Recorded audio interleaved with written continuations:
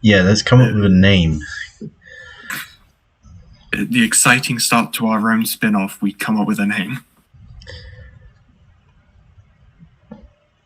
No, I'm already lost. What's the name? Oh, I don't know. How about Doubtfully Optimistic presents The Nathan and Andrew Show?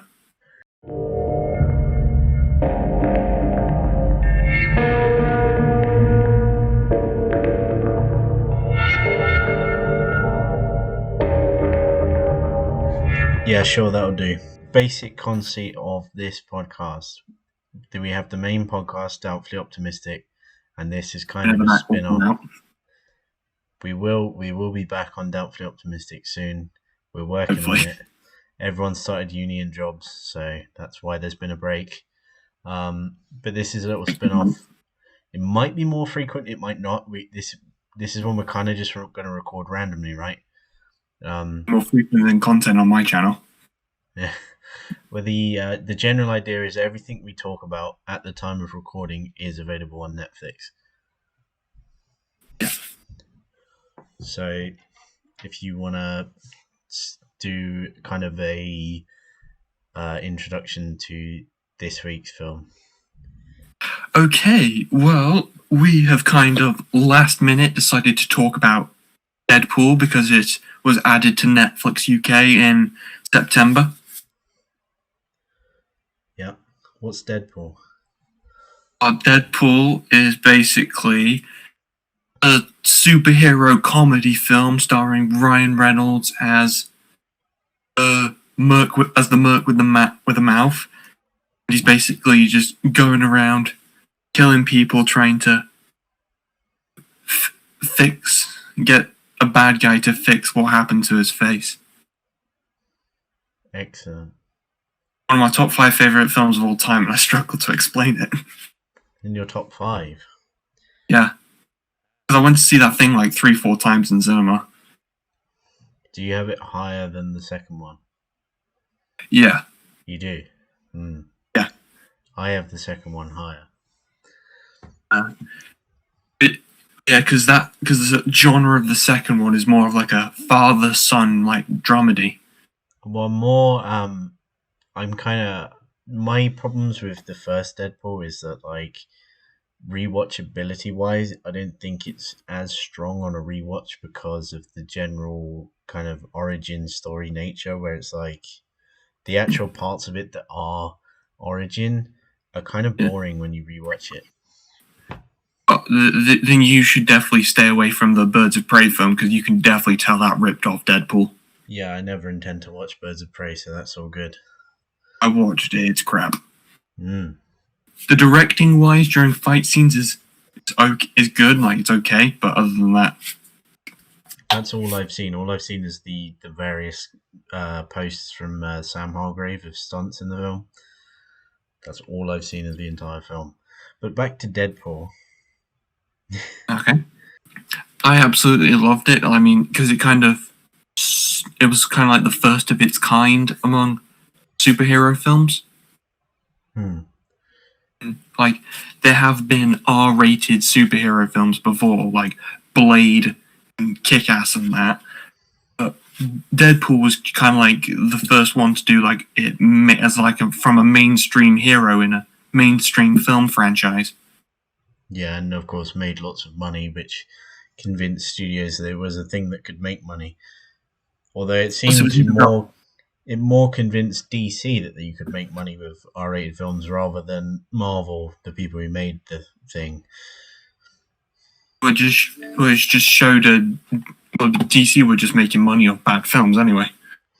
I think like that you have like us. We grew up with, Iron Man onwards, and so did many other people. But literally us, we grew up when Iron Man came out. We were 8. Yeah. So we kind of the perfect age group.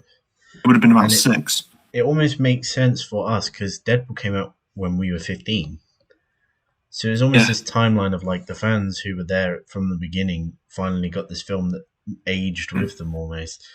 But then the MCU doesn't really reflect that in the same way. it's kind of like that surreal realization where I think about how the original X-Men movie is about as old as I am. Older? Just by a few months. Is it? Isn't it 99? No, 2000. Was it? Oh.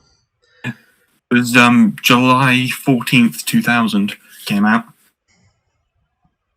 And now you have New Mutants, which is, I have not seen it yet.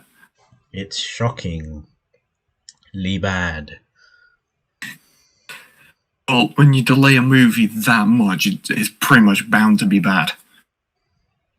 Although yes. Dark Phoenix was delayed a couple of times, and I actually semi-enjoy that. You're the only person on Earth I've heard say they enjoy that film. So I think someone just fell over above me. Obviously, a big part of Deadpool is the fourth wall breaks. And I don't know what I think about them. I think Deadpool may be kind of the only film where fourth wall breaks are something I like, other than a couple Wes Anderson films where people will talk to the camera. I think a lot of times they do it in Birds of Prey, don't they? They fourth wall break. It's pretty horrific.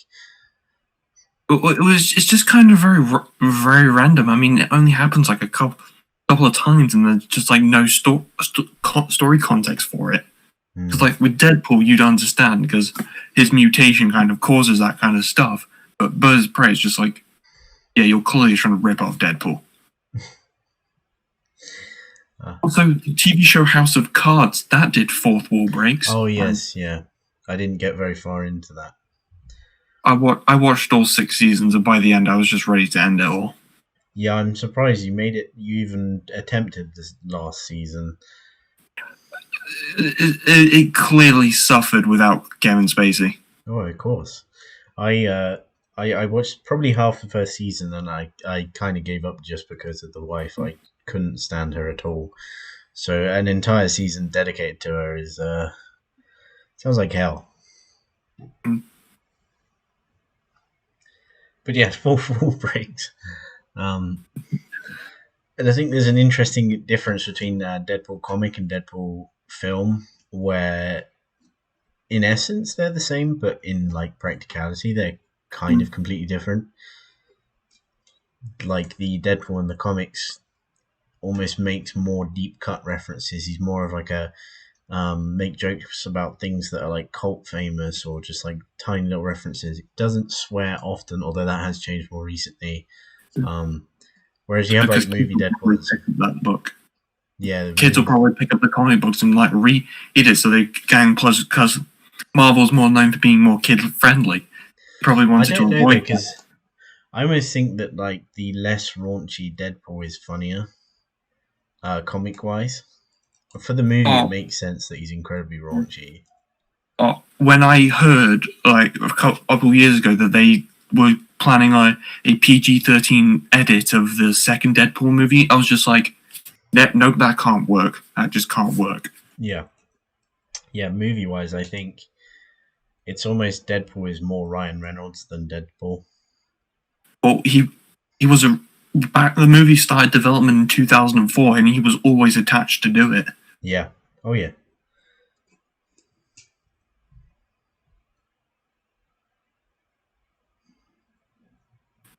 What do you think of the villains of the film? Ooh, I think it's actually very interesting, because it's kind of like the first one had a very clear cut villain like Ajax. He was clearly the bad guy, but number 2, there's kind of like it wasn't really like clean cut bad guy. It was like more like him trying to save a kid from himself. Yeah, that's almost why I prefer the second one. It's got almost more of like a Big Lebowski kind of structure where it's like he just goes from place to place and stuff just happens to him. Because you have like Cable and Juggernaut and the paedophile, and he kind of just drifts between them all and doesn't really go specifically straight for one. And there's an aspect to that in the first one, because obviously you have Gina Thingy, right? As like the side villain, effectively Juggernaut. Yeah. But yeah, that's partially why I prefer the second one. But As far as just talking about the first one, I feel like it's not an incredible villain, but the way that it's done in more of kind of a revenge plot kind of style is what makes it more entertaining a villain, I guess, because you have like the whole people are constantly arguing about the MCU villain problem, and I don't think Deadpool has that more because of its structure. It is kind of structured like a western almost, or a revenge film. It's kind of what the 2010s films are like of X-Men films, like from First Class to kind of like present day. The producers and that came out and said, yeah, they have clear cut, like they fit into a specific genre more than the superhero one. So like Deadpool 1's a comedy, number 2's a father-son dramedy. And like Logan was obviously like Shane. Yeah, Logan was a west. Now, yeah, like Logan was a western. Days of Future Past was like sci-fi. Apocalypse was disaster movie, and so on. Yes, yeah, it was a disaster of a movie. I actually quite enjoy it. Nah. I'm not. I want to see it. I want to see it in cinemas. So, oh well. I did not. I saw it on a tablet. Like any good British person. Like any good British person. Yes, swashbuckling my way through the X-Men franchise.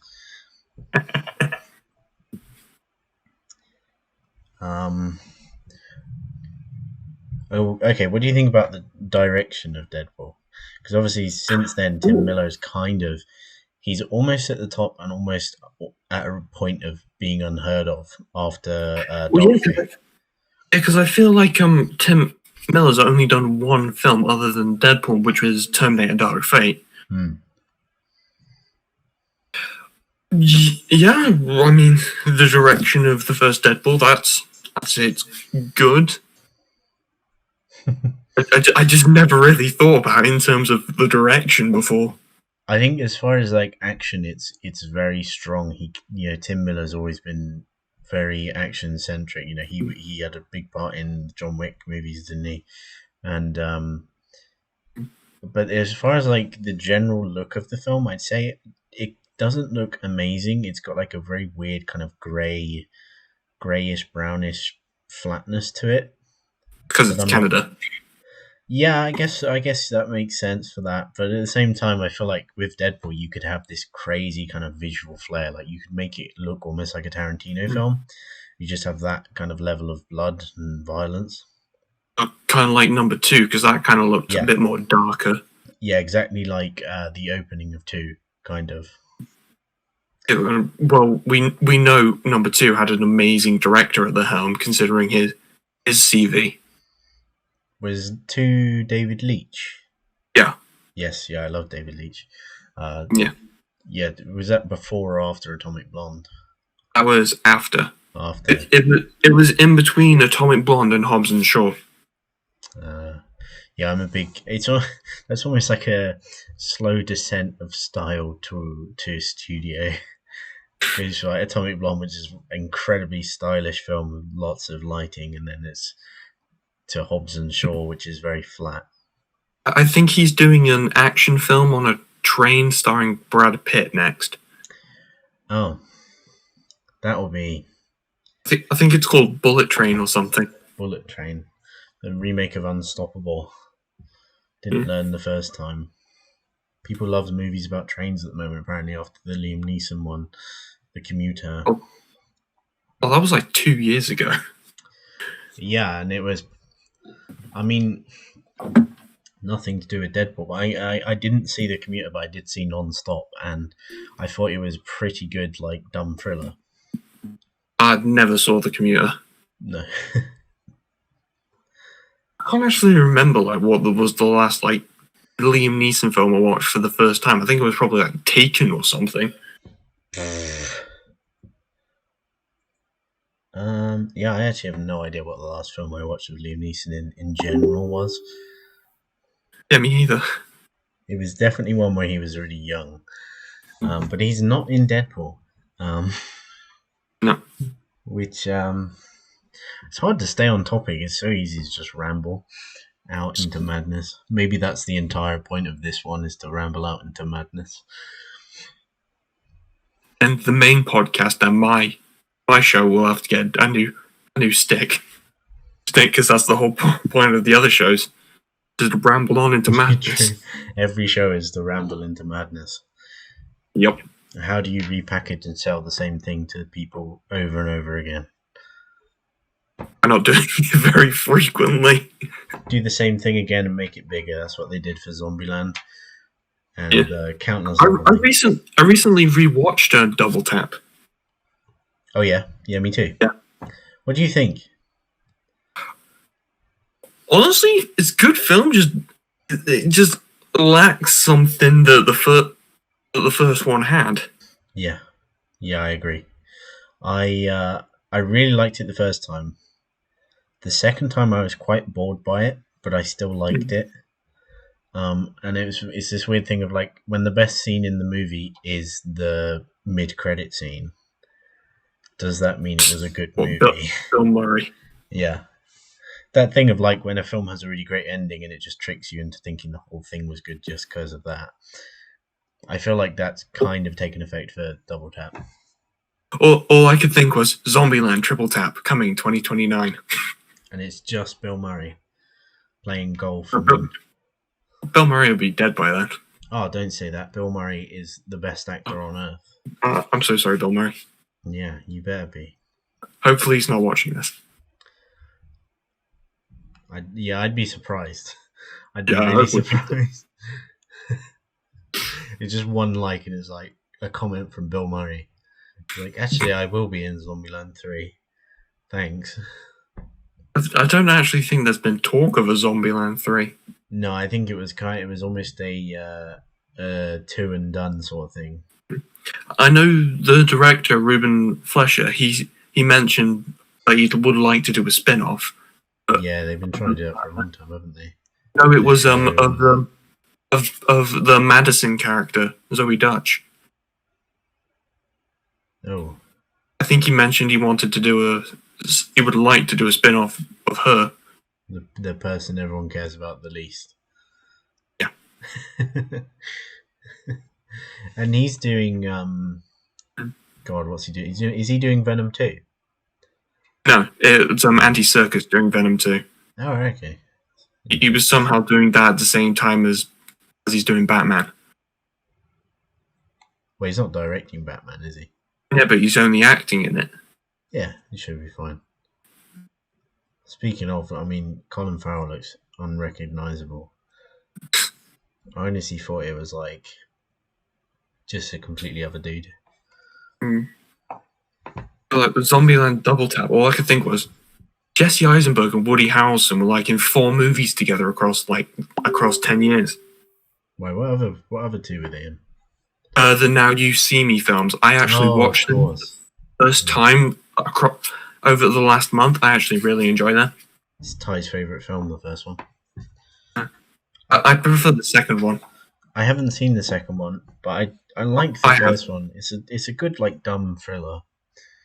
The second one's a little more like heisty, a lot more magic. For some reason, Daniel Radcliffe. I think you mean bigger budget. Yeah. Yeah, with Jesse Eisenberg just like falling back and becoming a puddle of water. Makes sense. That's a real trick, you know. Definitely not CGI.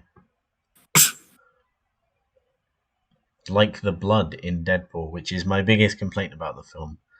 Too much CGI blood. It always bugs me. Even though I guess the core sequence of it would be the probably the highway with the 12 shots left kind of thing. Oh yeah. I think it works. It works there, but there are some moments in the film where there's too much of a disconnect. Well, it was probably just like they tried the practical route and they were just like, yeah, no, this doesn't work. I don't know. It almost seems like I think. I mean, the most logical answer would be that it's cheaper to do CGI blood than practical blood. And because they were trying to make it as cheap as possible but have as much as possible in it, it was just a choice that was made for that reason. Yeah. I think Ryan Reynolds wrote the second one. Yeah, he co-wrote He was it. writing. Yeah. That's actually quite cool. It'd be cool if he was a writer on the third one as well. He is, yeah, he is. I don't actually think that's been confirmed because they haven't really said much about the third one. I thought it was confirmed by him that it's like him and two other guys writing it. It's just whether or not it's going to get made that's the question. I think all that's been said is a third one is in development at Marvel, and apparently it will be R-rated. Oh, that's good. Yeah, it'd be good if it was an 18 as well. go all or nothing, you know. Because obviously they probably don't think about international classification when they're making it. They're just thinking about, oh yeah, we'll do it R-rated. Whatever. Do they still have X-rated in America? I think they do, but I think, as far as I know, like the highest ranking is NC-17, which is I think what quite a few of Kevin Smith's movies get. Mm-hmm. But I think X rating is mostly served for porn. Well, yeah. I mean, obviously, I've heard it a lot from like Grindhouse films because that's what I was going to do for my final project. I was doing research on Grindhouse films, and a lot of them were like, "We didn't make any money because we got rated X, and they didn't show it anywhere." And it's. I think Quentin Tarantino owns a Grindhouse theater. I'm not sure. Almost certainly, I know he has one in his house. Of course. Which I know that from Kevin Smith, actually. Just weirdly, this has become very Kevin Smith heavy. But yeah, I remember Kevin Smith did an interview talking about when Red State came out and screening it in Tarantino's theater. Yeah. I have actually watched Jay and Silent Bob Reboot without actually watching any of the other films. What did you think? Because you've not seen any of the others, so I'm curious what you thought. Actually, I enjoyed it. Like, most of the time I understood that's a reference to another film. I understood, like, oh yeah, there's got references and that going on. But other than that, as a film as a whole, I actually really enjoyed it. I hated it. And I'm a big Kevin Smith fan. I spent the last months. I actually really want to get into watching like more Kevin Smith movies because I actually really enjoy his TV directing work. It's weird. It's almost they're almost all Marmite movies where you have people who say they're just awful, and then you have a big fan base of people who really enjoy them. I think they're just mostly more indie films. Yeah, but it's kind of more categorized than that. I don't know. There seems to be this. Because obviously they're all like, if you look at like Clerks is loved because it's made for a tiny budget and it's like funny and kind of original. But then you have Mallrats, which was a studio movie, and like people hated it for years and years, and now it's having a resurgence. People like, I actually really like Mallrats, and Arrow Video have just done a special Blu-ray of it, which looks really cool. If only there were special Blu-rays of all the other US and new films, I would actually pick them up and watch them. Yeah, have they done it? I don't know if they've done many. I think they haven't, because as far as I can try and find, that DVDs and Blu-rays of all the other films have been discontinued in the UK. It's like when I had such a hard time finding Death Proof because it was discontinued in the UK. There was one thing I'm trying to rebuy all my favorite films on Blu-ray. So one thing I was like desperately searching for was Adaptation, and it turns out it never had a Blu-ray release. Yeah, kind of. Which is crazy because like that film won an Oscar, so it's not like it's that tiny. But that's why I want Arrow to do next, because I recently got their, I pull it down, but they did a release of Being John Malkovich, which I watched the other day, and it looks so nice. It's such a good like restoration kind of Blu-ray print. Like I think they recently like released Arrow Video. They recently released a couple of John Hughes movies on Blu-ray. They did, yeah. They did Weird Science and 16 Candles. 16 Candles, yeah. I actually really want to get those both because I've seen 2 John Hughes movies. I'm a really big fan, and because I watched the Goldbergs, they reference John Hughes like movies a lot on that show, and they look really good. Yeah. John Hughes was the 80s. All I've seen is Ferris Bueller, I think. I've seen Ferris Bueller's Day Off. I have seen The Breakfast Club. Sorry. Yeah, they recently re-released The Breakfast Club with one of the iconic moments sleeves. Aren't they doing one of those weird HMV exclusive Japanese steelbooks for it as well? I don't actually know. I haven't actually checked out that full range of like HMV Japanese exclusive steelbooks. I don't understand why it's. I don't know. I know they're doing one of Back to the Future and one of Jaws. There's also The Thing. That one actually is pretty cool. Right. I know that like one that I'd love to see is Good Bad Ugly. I think it's that one. One of the Man with No Name trilogy has a really cool poster in Japan. Didn't you just buy the Good, the Bad, and the Ugly? I did just today buy Good Bad Ugly, yes. But that doesn't change that I think it would be cool if they did a Japanese still. I wouldn't be able to afford it anyway, so.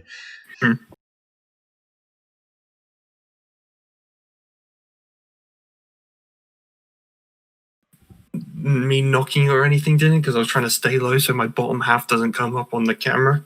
Oh, you nude? No, I'm not wearing trousers. I took them off at the beginning of the call. God. I'm looking on the HMV store at like the film and TV pre-orders. There's like a special edition Blu-ray of the film Jeepers Creepers. Oh yeah. Yeah, a film by a convicted pedophile. Yes, and the second one is full of like nearly naked teenage boys. Of course. Wow. Okay, so I'm looking through everything coming out in October on Netflix, and it's a lot of originals. So let me keep going. They're doing a documentary about Blackpink. Fascinating. Oh, Star Trek Discovery Season 3, no thank you. I'm excited for it. No. Yeah, no. It's awful. Oh, they've done more episodes of David Letterman's show. That'd be interesting. One of them has Robert Downey Jr. in it. Oh, that would be good. I saw like a promo image of it. It was Robert Downey Jr. walking a llama. Walking a llama? Yeah. Okay.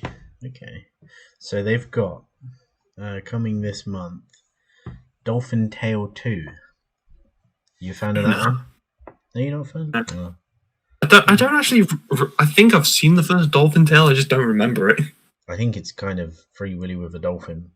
That's what I get from the name. I think there's Morgan Freeman in it as well. Addams Family Values, that's the... Is it Tim Burton or does it just look like Tim Burton? No, I think it's one of the black and white live action films. Yeah, that's what I'm on about. I don't know. I don't know. What else we got? The Three Musketeers. Have you ever seen Paul W.S. Anderson's The Three Musketeers? No, I have not. Kangaroo Jack. The Corpse Bride. How's they have? Let me find something good. The Grinch 2018. God, I feel like that was last year, not the year before. I doubt either of us have watched that. I actually saw it in the cinema.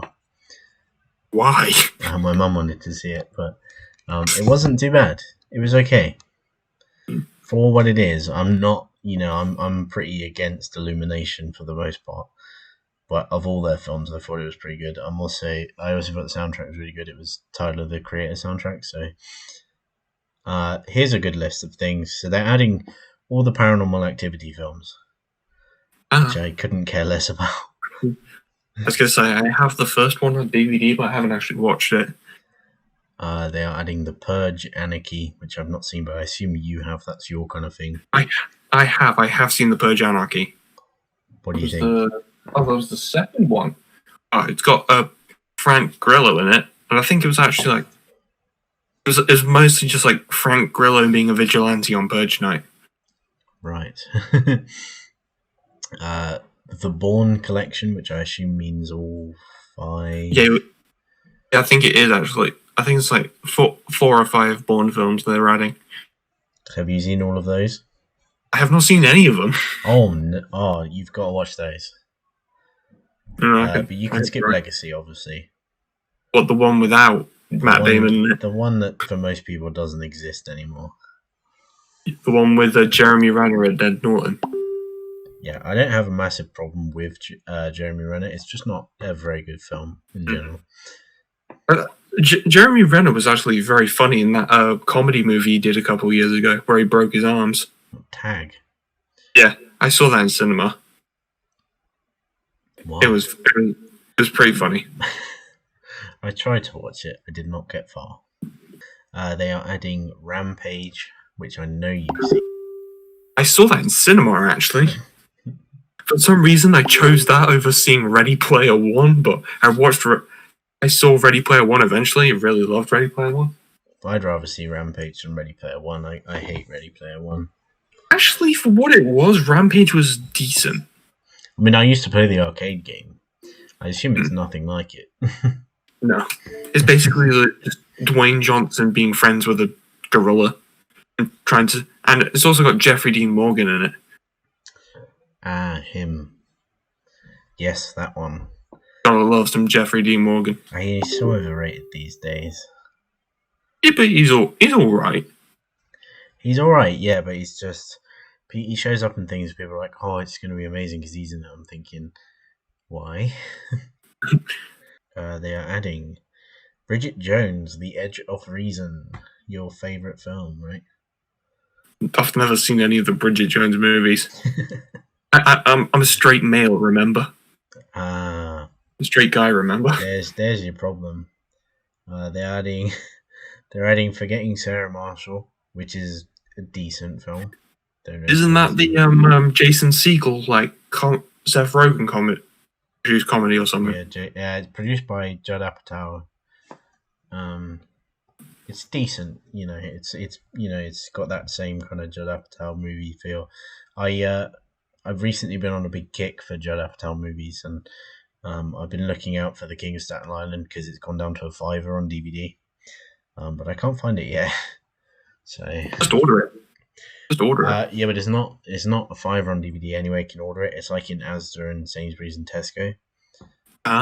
So hopefully it'll show up in my Asda. Or just see if they have it on the Asda store, on their online store. Yeah, it's a nightmare to find DVDs on those stores, if they even show them. We also have Kick-Ass 2. Have you seen Kick-Ass 2? I've never seen Kick-Ass 1. Oh, man. No, I'm missing out. These are things I would have expected you to have seen. I know Overlord's coming out soon on Netflix. I actually want to watch that. Yes, I want to watch that too. Because it was supposed to be the 4th Cloverfield movie, but then they turned around and went, oh, no, it's not. If it was supposed to be, or whether they were going to make it. Do you know what I mean? With like Paradox, no, not Paradox. With 10 Cloverfield Lane, that was just an indie movie, and then they stuck Cloverfield on it and added 15 minutes on the end where a giant alien shows up. 10 Cloverfield Lane was good though. Yes, yeah, it was good. It's just it wasn't a Cloverfield movie. It was like that being sold something else. We'll not discuss Cloverfield Paradox though. I never even watched it. I was tempted to because I heard how bad it was. I saw it when I was on holiday in Paris, like the year it came out. So I was watching it on Netflix on my phone, and I just thought, oh, yeah, I prefer the original title for it. And it was just like Donald Logue shows up as like a cameo. That's pretty much just like the highlight of it. That's a good film to watch on your phone. Yeah, Cloverfield Paradox. Doom. Or the Dwayne Johnson Doom movie. Yes, apparently so. No, not much more worth saying about that one. The Da Vinci Code, I've not seen that. I feel like you have. No? I have not. Apollo 13. Not seen that either. And that's the last one on the list. Mm. Okay, tell me what you thought about the ending of Deadpool. Oh, it was good. I enjoyed it. It had a kind of like comedic touch to it. It was kind of like trying to mix a couple different genres into it. I also liked the MCU reference in it, in the last arc of the act of the film. So that was good. Oh yes, yeah, the helicarrier. Yeah, they had a big fire on the helicarrier. Yeah, which is cool. I'm kind of mildly surprised that was a thing that was allowed to an extent, because obviously that Deadpool's a Fox movie and helicarrier was from a Marvel movie or MCU. Sorry. Well, for Negasonic Teenage Warhead, they had to get permission from Marvel to do stuff to the character. That's a weird character to. That they wanted to change her power base, so Marvel was just like, give us Ego, the living planet, and we'll let you change her powers for the movie. And we all know where Ego went. Yeah, Kurt Russell. And David Hasselhoff. Yeah. Just some actor you never expect to show up in a superhero movie. I love that Kurt Russell had this huge resurgence where he just kind of showed up out of nowhere after being gone for a while. Like in Fast and Furious. I know he was in Fast and Furious 8, but he was in Fast and Furious 7. Yeah. Yeah, he was in 7, he was in The Hateful Eight, he was in Guardians 2. I assume he was in 8. Yeah, he was in Fast and Furious 8. He was also in Death Proof in 2007. Yeah, which was a while ago. It felt like he was in Death Proof and then he kind of dropped off the map for a bit and then he popped up again in Hateful Eight and suddenly he was huge. Well, Death Proof wasn't that prolific to begin with. No, it was more of like a movie for me sort of thing where he's just like, let's have fun making a grindhouse film rather than let's make a great film or something. It's still an okay film, Death Proof. Yeah, I like both the grindhouse films quite a lot. I think they play exactly into what they're supposed to be, and that makes them a lot of fun. I think my only problem with Death Proof was that it felt too much like two separate films. Yeah, I can see that to an extent. Yeah, it's almost like a slasher in the first half and like a revenge movie in the second half. What do you think about T.J. Miller in Deadpool? Yeah, he's good. He's funny. I don't actually have that much experience with T.J. Miller's work. Like I've seen him in Yogi Bear, but I forget that's him in Yogi Bear. Yeah, I've seen him in the Deadpool films. I've seen him. He's in Ready Player One. He's really great in Silicon Valley as well. I've never actually seen Silicon Valley. I never finished it, but it was my favorite show for a long time. He got written out after season 4. But apparently it was his own decision because he said he was too famous for the show, something like that. No, I think he was asked to leave because people were claiming he was harassing them. No, I think that was after he'd left. I'd say get as much of T.J. Miller as you can because he's probably going to prison soon. Oof. Lovely. Mm-hmm. It's the same as I just bought The Graduate today and I'm thinking, have we reached a far enough point yet that we can separate Dustin Hoffman from Dustin Hoffman? Oh yeah, T.J. Miller currently faces up to 5 years in prison. Oh dear. What for? He called in a fake bomb threat. What? He called in a fake bomb. It was in 2018. He called in a fake bomb threat, and that's a federal crime or something. So now he faces up to 5 years in prison. Why did he do that? I don't know. Apparently, he was like drunk or something. I was expecting like molesting or something, and it's just like called in a fake bomb for it. Jesus. Closing thoughts on Deadpool then. Closing thoughts on Deadpool. I'd say both films are good, and they both like stand out on their own as kind of like one of a kind in the superhero genre.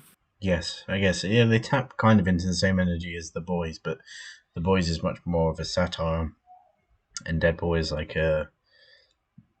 Deadpool's meant to be a lot more like funny, and The Boys is meant to be like a lot more dark and that. Well, like The Boys is like satire for comedy, whereas like Deadpool is almost like hyperactive for comedy, kind of. Almost like me when I've drunk Pepsi. Sure, yeah, that's how you want to do it. I think the second one's better than the first one, but I do like them both a lot, and I'm excited for the third one. Yeah, even if it doesn't happen, which hopefully it does. But I'm looking forward to the new Ryan Reynolds movie, Free Guy. I'm not too fussed. I know he said it. He was saying there was like his favorite thing he's ever done and stuff. To me, well, I haven't watched a full trailer for it yet because there's just too much CG. Really irritates me. Honestly, like the first trailer didn't actually like give away a lot of the plot, like, and the second trailer kind of like showed off an almost entirely different movie than the first trailer did. It's kind of like the first trailer was like showing off, oh yeah, he's this NPC in a video game that's kind of coming into sentience, kind of like Westworld sort of thing. Then trailer 2 kind of showed it off as like, oh yeah, he has to team up with a player to save the game. I didn't even know it was a game. Yeah, I think it's been described as kind of like a GTA mixed with Fortnite. Okay, that could be interesting. It just like it all seems a little Westworld to me. Yeah, I guess I can see the comparison. It's almost like the comedy version of Westworld. Yeah. It's the Kevin Smith's Westworld. Bringing it full circle. We can talk about Kevin Smith more on the next episode if you want to. I know Mallrats is on Netflix, so we can talk about Mallrats next time. Yeah, probably we could talk about whatever because we just tend to go off on tangents. Yeah. Oh yeah. Well, you know you pick a general thing and then you go wherever you want. Yeah. Have you got a lot of steelbooks? I don't actually think I have any. You don't have a single one? Oh, I'd expect you to have got some. No. I've looked into getting steelbooks. I do have like exclusive like arty cover sleeves and that, but I don't actually have any like steelbooks. I just bought one of those today. I got tricked into the trap of buy the same film again because it has a cool slipcover. I got tricked. Oh, I've actually got that. Is that the DVD one? Yeah. Can you get it? I've actually bought that exact one as well. Yeah, can you get the slip on Blu-ray? I didn't think you could. You might be able to. I thought they were DVD exclusive slips. You might have to go into HMV and check. But I just got it in Asda today, literally today. I got mine from Tesco's like at least like maybe a week or so ago. Oh yeah, as part of like a 2 for $8 deal. Why? I needed to rebuy it because the copy I have is about 20 years old, and it was I stole it from my media teacher. So I thought I should probably upgrade that, and I thought, yeah, DVD is a good enough upgrade for Halloween. It's not like it's filmed pretty. I do have the 2018 one on Blu-ray. I just have it on DVD, but I didn't bring it with me. I don't know about that film. It's on Netflix. The 2018 one's on Netflix. Yeah. I think it's okay. Because I was kind of just like, yeah, I'll get the original one and the 2018 one. Those are the only ones I need to see because they're the only ones that are canon. You should watch 2 as well. 2 has some really good stuff in it. Yeah, it's visually a lot better.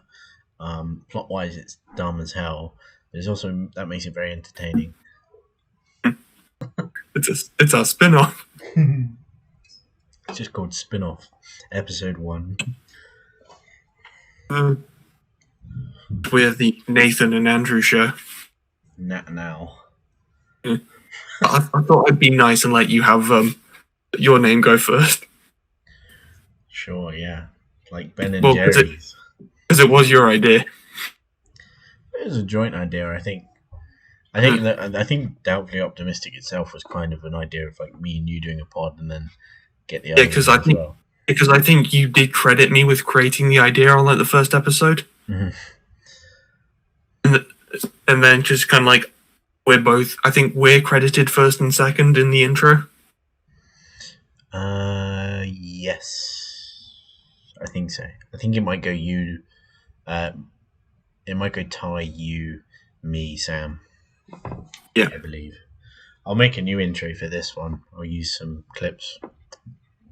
Maybe I'll use you on Chesil Beach from season 4. Yeah. I have yet to finish filming season 4. You just do it off the cuff, don't you? I've filmed 5 episodes. I've got 2 episodes left to film. 5 episodes more than I could ever do for something. So we've done like 5 episodes for Doubtfully Optimistic. We've done 3. We've done 3, a failed one, and an intro. Right? Yeah. So, I think I counted it. We did something like 7 recording sessions or something. 6 or 7. I knew there was. We did 2 in a day because the first one was the audio was fucked or something, and we just redid it. Yeah. Yeah, I don't know. Probably that sounds about right. Yeah. It'd be good to get consistent with it again. I mean, this one, just me and you, is easy enough to be consistent with. Yeah. Well, it's because when you brought up about getting back into the show, I was going to suggest, if people are unavailable, just like you and I do the show. Yeah, I thought. We've got our own spin-off.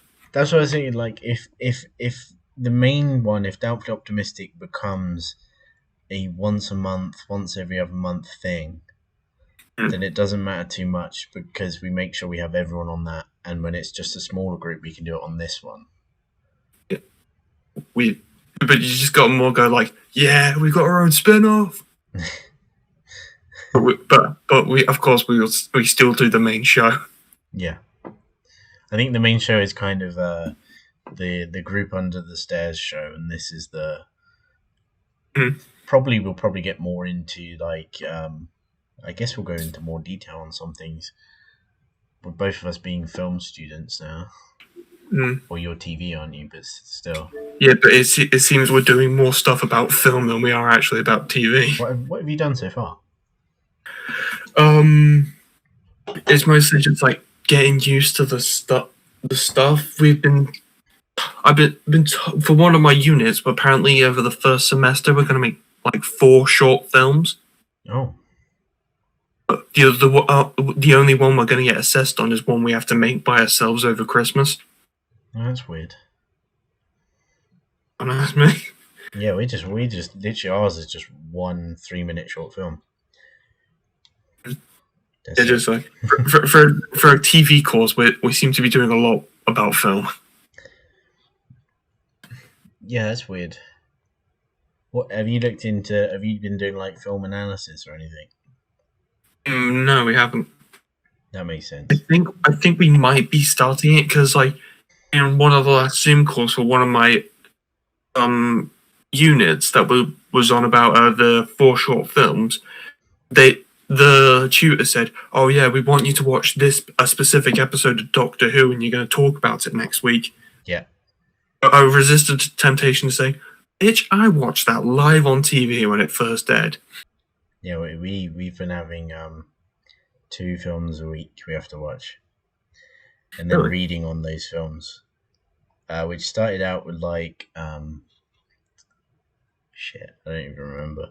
But like the first film, the reading was like 10 pages, and then the film this week was The Shining, Oh, and the reading nice. was 140 pages. Jesus. Yeah. I wouldn't be surprised if they turned around and said, "Okay, read the actual Shining book." That's what I was because I'm only halfway through the book, but they were Oh, asking all these I made things sure I read the book before I watched the movie. before. I wanted to Yeah, watch the movie first because of all the because of all the differences. I made a point. I made a point of pride of it with myself. I was just like, Vic, you gotta read the book before you watch the movie. I really wish I could have read the Doctor Sleep book before I watched the movie. Yes, I have that book, but I haven't read it yet because I haven't finished the first book. I'm still reading Pet Cemetery. I'm still reading Pet Cemetery. It's been months I haven't finished it because I haven't been reading it. I've got like all those books behind me, and all of them are like I started and didn't finish it. But I've got like a whole shelf of books. You see my big shelf of books there? Most of those I haven't even read. And I just bought like a bunch of books here, like a couple weeks ago when I met up with someone from college. I bought the latest Stephen King like original novel, The Institute. Yes, yeah. I got that. I got the latest his Dark Materials book from the Yes. sequel trilogy, Mm-hmm. and I also got a true crime book that HBO docu series is based off of. HMV are really good for books, by the way. I Yeah, gotta I say noticed they're that. doing them 4 for 6. I really do want to like go in and properly inspect their book collection. Like I've seen in the 1 in 4, they've got Dune, the Dune book. Yeah, they have Dune 2 for £6. It's amazing. I, All these behind me, there's three there, and there's like five there. I ordered them all, and I got like 6 books for 20 quid, and then like two of them are hardbacks, and they're all brand new. They're all like individually price tagged at like 17 quid. yeah, like because I'm trying not to go overboard with too much with spending my uni money, which I seem to I've be definitely failing done with a little bit. I'm gonna try and wait as long as I can to like when I get in some money in from my birthday and from Christmas. I'm just gonna like splurge on like ordering stuff off like HMV and that. I've just been splurging every week. I think it was Tuesday on my way back from uni. I stopped in pool and I just spent 60 quid in HMV. I spent 83 quid in HMV the other day. Nice. Do you keep doing the what you could win £100 gift card for HMV or something? No, I probably should. I've entered that a couple times. I don't actually think I've won. I think you can only enter like once per month or something. I don't know. I have to look into it because I could definitely use it. Yeah, me too. Buy all those books. But you could probably buy like every book on HMV for. Probably. Also buy myself some like a lot of Blu-rays that I need to watch. Yeah, just like every 2 for £13 one. Yeah. How much would that be? That'd be 10, 20 Blu-rays, right? Hang on. Let me get my calculator Well, out. it'd be about 17, I reckon. But It's 7.6. what did you do? 100 divided by 13. But times 2 because it's 2 for £13. Oh, yeah, true. So that'd be like 14. 14, 15 odd, yeah. Alright, everyone. Thank you guys for watching the pilot episode, the very first episode of the new Nathan and Andrew show, the Doubtfully Optimistic spin-off. So Yes. I hope we get to see you guys next time. Yes, where we might be talking about Moraz, or we might be talking about everything under the sun. Yeah. Goodbye and good night. Good night. I was thinking maybe we should call the podcast like spin-off podcast.